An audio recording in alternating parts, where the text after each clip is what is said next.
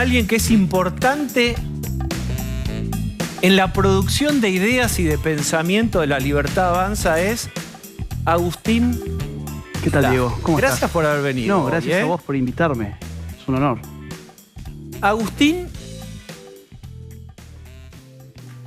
es un productor de ideas hace mucho tiempo, de ideas de lo que él llama la nueva derecha. Tiene cientos de miles de seguidores en redes sociales. Tiene alta influencia, me parece a mí, él va a decir que no, yo te digo que sí, en la construcción de ideas de este gobierno, en la batalla cultural fundamentalmente, y hay cosas que quisiéramos conocer con él. Para mostrarte la importancia de Agustín, quiero llevarte a viajar en el tiempo en una feria del libro, si podemos ver, donde todavía no era presidente ni candidato a Milei. Y fíjense ustedes cómo es la relación de admiración del propio Milei, que hoy es presidente, con él y con Nicolás Márquez. Después debatimos los contenidos. Vean ustedes, por favor. Hay una frase que me gusta repetir, que es de Goldsmith. Goldsmith decía: no sé si Dios existe, pero hay que obrar como si existiera. Bueno, mutatis mutandis. Yo no sé si vamos a ganar la batalla cultural, pero tenemos que obrar como si la pudiésemos ganar. Muchas gracias. Bueno, en primer lugar, yo lo que deseo es darle las gracias a Agustín por darme el privilegio, el honor y obviamente el orgullo de poder estar presentando este libro enorme que es La Batalla Cultural. Lo he dicho en otras oportunidades y lo vuelvo a decir: Agustín es de los tipos más brillantes que he conocido en mi vida y por lo tanto para mí es un enorme honor tener la posibilidad de estar aquí junto a Agustín. Esto es un privilegio, esos son los gustos que uno se da en vida. Bien, ahí estamos. Es dos frases que ustedes ven el vínculo, por lo menos en ese momento, calculo que ahora no está muy lejos de ahí, de Agustín con el presidente. ¿Cómo es tu vínculo hoy con el presidente? ¿Hablás cada cuánto? ¿De qué? Sí, hablo cada cuánto, a veces cenamos, a veces me invita, diálogos que involucran desde temas políticos hasta cuestiones que están en el interés propio de él, que son intereses intelectuales. Hablamos de filósofos, de pensadores, de teorías. Yo te diría, mi vínculo con él en realidad no ha cambiado. Yo no soy parte de este gobierno, quiero aclarar, no tengo ninguna función pública, pero me desempeño como una suerte de intelectual público que desde siempre, desde los 15 años, hoy tengo 35, vengo apostando por estas ideas que para mi sorpresa han llegado al poder en la Argentina. Vos escribiste en 2022 un libro que se llama La Batalla Cultural, reflexiones críticas para una nueva derecha. ¿Cuál es la diferencia entre la nueva derecha y la vieja derecha? Bueno, son muchas diferencias. Por un lado, la nueva derecha implica el surgimiento de outsiders que no eran parte de la clase política tradicional. El caso argentino es muy claro, Javier Milei, o el caso de los Estados Unidos, Donald Trump, también es muy claro. Lo otro muy interesante es que involucra la creación de una estructura política nueva, ya sea totalmente nueva o ya sea nueva dentro de un contexto de partidos políticos existentes. Por ejemplo, en el caso de la Argentina se creó un partido político nuevo. En el caso de El Salvador con Bukele se creó un partido nuevo, nuevas ideas. Y en el caso de Estados Unidos, como el bipartidismo es tan férreo, allí lo que se originó es una nueva estructura para disputar el poder dentro del Partido Republicano. Me estoy refiriendo a MAGA, Make America Great Again, que es el ariete político de Donald Trump dentro del Partido Republicano. Bien. Si nos vamos a España, podemos hablar de Vox, y en general se han creado nuevos partidos. Bueno, esto es la novedad, los nuevos partidos. Y a nivel ideas, ¿cuáles son las viejas ideas de derecha? Vos decís, esas ideas de derecha ya no nos representan. La vieja derecha era economicista y tenía gran relación con los acontecimientos propios de la Guerra Fría. La verdadera discusión en la Guerra Fría, si bien algunos lo ponen como democracia occidental contra sistemas autoritarios, la realidad es que era una discusión económica. ¿Qué tipo de sistema económico iba a regir en el mundo? El socialismo, o sea, la planificación económica centralizada por la autoridad política, o por el otro lado, el libre mercado. Entonces, la derecha en la Guerra Fría era tremendamente economicista. Por eso la derecha en la Guerra Fría producía economistas. Friedman, bueno, la Escuela Austríaca de Economía en general, gente que te hablaba de números, que te hablaba de gráficos. Pero frente al derrumbe de la izquierda, con el derrumbe del muro de Berlín, la izquierda se volvió culturalista. Allí donde era economicista con el marxismo clásico y apostaba a la lucha de clases, un discurso de pobres contra ricos, obreros contra empresarios, a partir del fin de la Guerra Fría, la izquierda empieza a hablar en términos de lo que hoy podemos reconocer como wokeismo. Empieza a hacer mella en otro tipo de contradicciones sociales, hombres, mujeres, homosexuales, heterosexuales, indígenas versus hombres blancos europeos. Ahí llegamos ahí.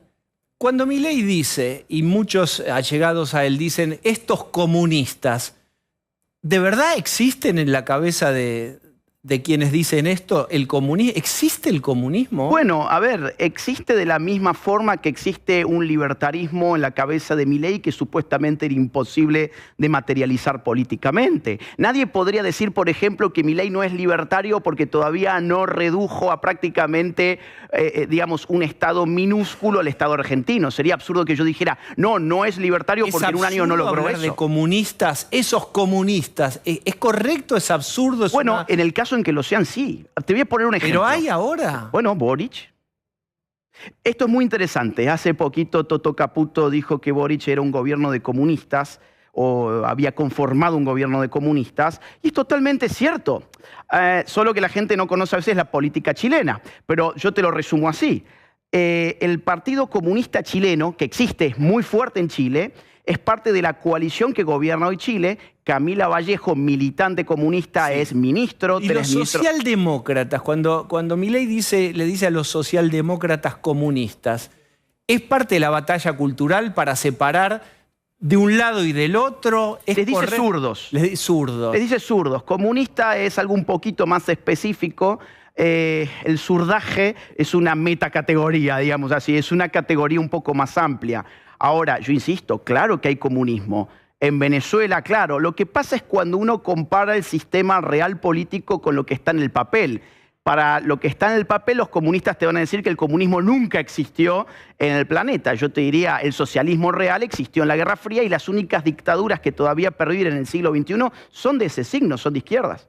El wokeismo. ¿Tenés hijos? No, no tengo hijos.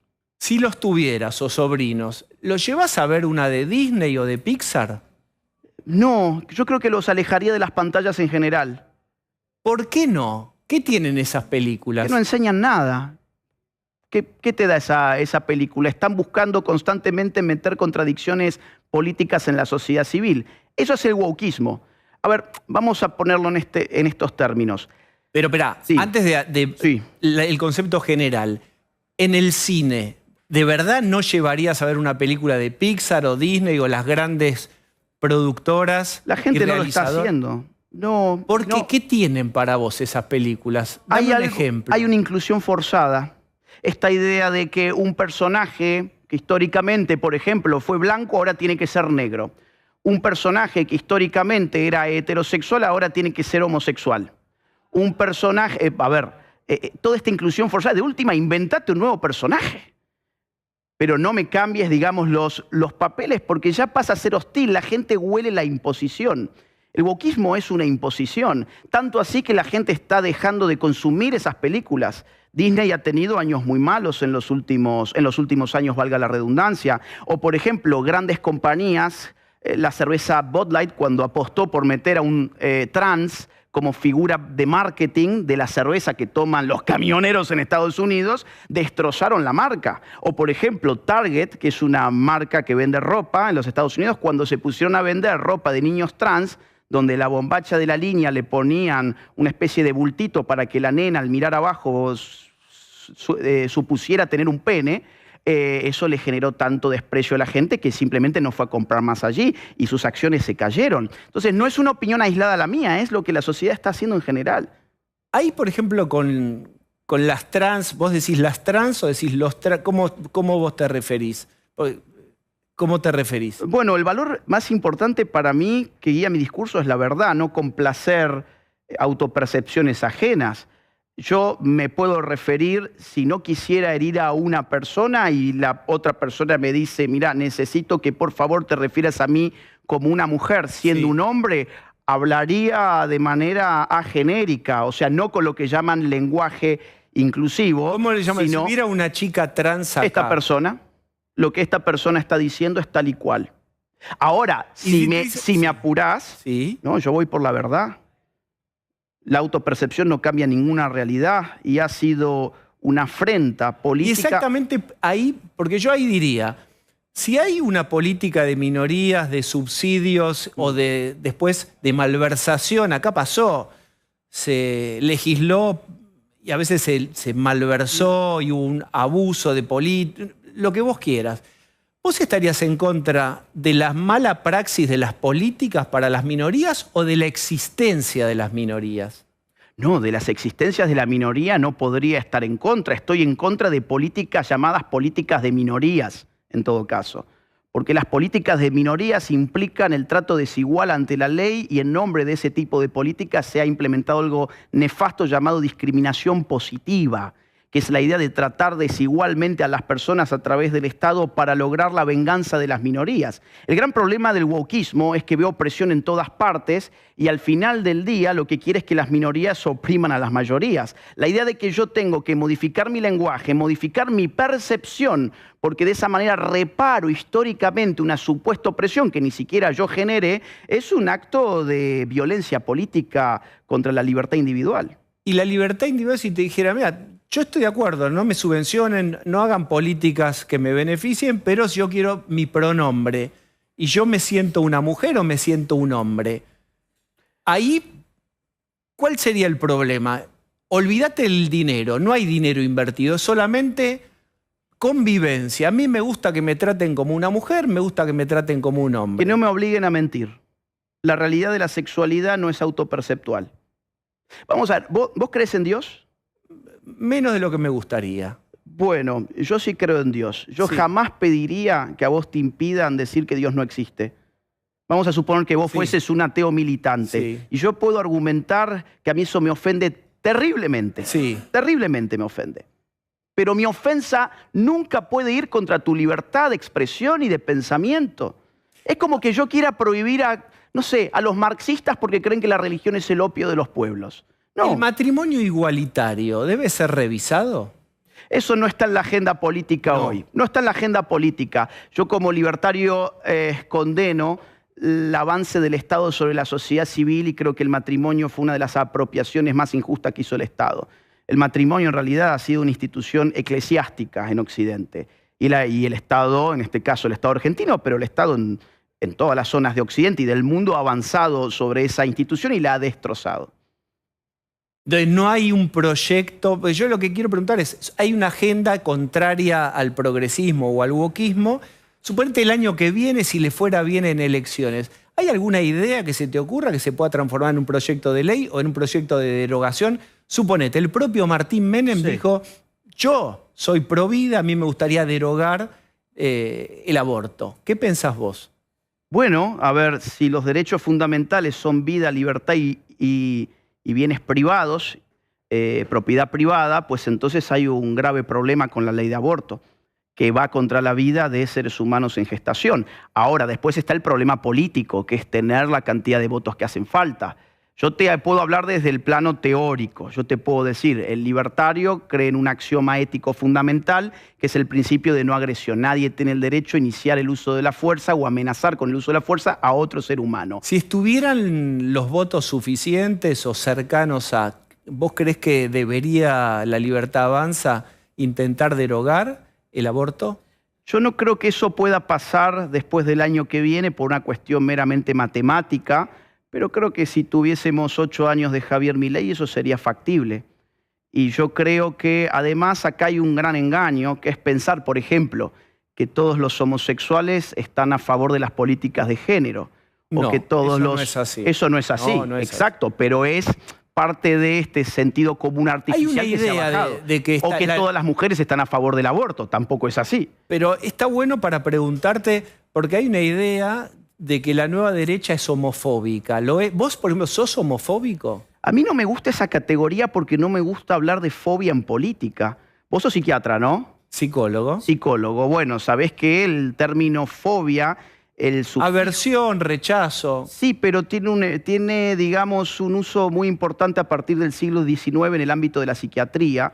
Es un término psiquiatrizante. En la política se hablaba con el prefijo anti. Por ejemplo, anti-ideología de género, antisocialista, antilibertario. Ahora estamos en la era de las fobias, porque cuando yo acuso al otro de fóbico, sencillamente cierro el debate. Doy a entender que el otro tiene un problema personal, incluso del orden del desorden mental, por el problema que se está tratando. Pero por eso está bueno que lo calibres vos. ¿Cómo te parás frente...? Yo estoy en contra de la militancia LGBT, porque es parte, y es una de las partes más importantes del wokeismo.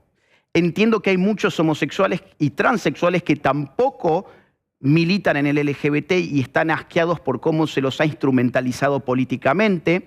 Yo no estoy en contra de la mujer, estoy en contra del feminismo contemporáneo.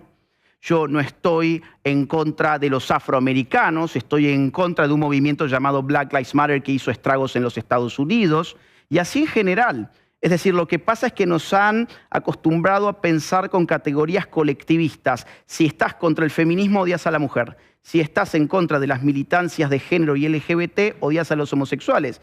Yo he hecho prólogos de libros de chicos homosexuales, por ejemplo. No tengo ningún problema personal. Ahora, me parece que hablar de fobias en general... La palabra, es la palabra que existe, ¿no? Sí, desde hace poco.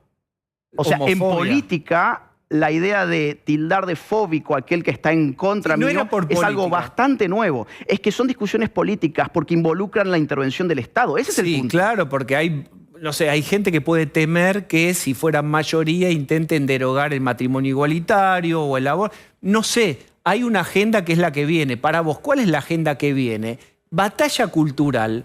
Yo creo que Milei y la Libertad Avanza lograron mucho este año, el equilibrio fiscal, que no hay almuerzos gratis, hay mucha cosa que logró en su batalla cultural Milei y vos también. ¿Qué es lo que sigue? ¿Qué te imaginas para 2025? Mirá, yo te decía recién, lo característico de la nueva derecha es que no solo habla de economía. Acá han habido otros triunfos inmensos. Y ya voy al punto, pero déjame que te dé un número. Hace muy poquitos días se conoció en el Observatorio de las Violencias de Género el descenso de los femicidios en Argentina, de algo que lamentablemente se ha hablado muy poco.